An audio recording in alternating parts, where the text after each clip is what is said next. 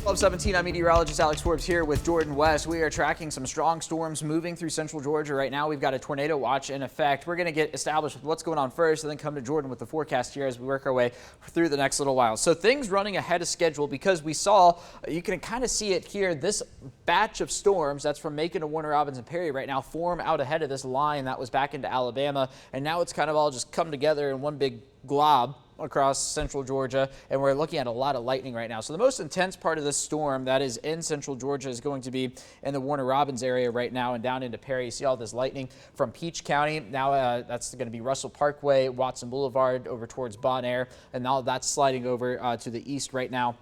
And that's going to begin moving into Twiggs County and eventually towards Bleckley County here in the next little bit. But what I want to do is kind of give you the big picture as to what's going on, because I can kind of fit everything into this map right here. All right. So we saw this main line of storms up in Alabama begin to move into central Georgia. But at the same time, we saw these storms over near Columbus begin moving in and kind of merge with this line that was initially in Atlanta this morning. So everything is really just coming together, and that's not putting an end to our severe weather threat just yet. In fact, it's keeping it alive from, say, really Monroe, Jasper, Putnam, and then southward, so much so that the Storm Prediction Center has now extended the tornado watch over towards the coast and over into South Carolina as well. They've got one severe thunderstorm warning over there. So what I'm thinking here for the next little while is if we're going to have any problem storms, it's going to be what's in Peach and Houston right now, but then also whatever is going on down here towards Sly County and over into the Columbus area as that begins to be absorbed by this big glob as well. Now, the timing on this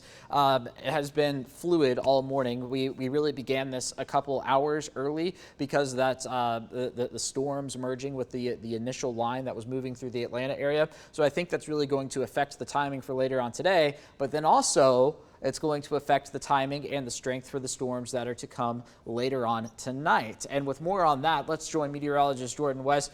Jordan, so we're kind of clearing out our atmosphere earlier today because things are moving through earlier, and that's going to change things for the overnight with this level 3 that's going to continue. That's right. The interesting thing, the models haven't even picked up on it just yet. But yeah, this is the wave that's moving through now. I did update the timing. So between now and 2 p.m., we're talking about our central counties, especially that leading edge between Bibb County as far as southward is Houston County, Bleckley County moving into northern Lawrence County. But by the time we get into about 1 p.m., as we head into the next hour until 4 p.m., that's when it's going to be impacting some of our southern counties. So southern Lawrence County, Dooley, Crisp County as well, Wilcox, Telfair, Wheeler, Montgomery, Truitland counties. That's you guys. And this is the future view. Notice there's no time on it because the timings are wrong on it. But notice how this wave is just going to move southward. That's sort of the key takeaway for this round of storms that'll be out of our area by the time we get into dinner time tonight. We get a good break as we move into the overnight hours. However, as we move into, this is now early tomorrow morning,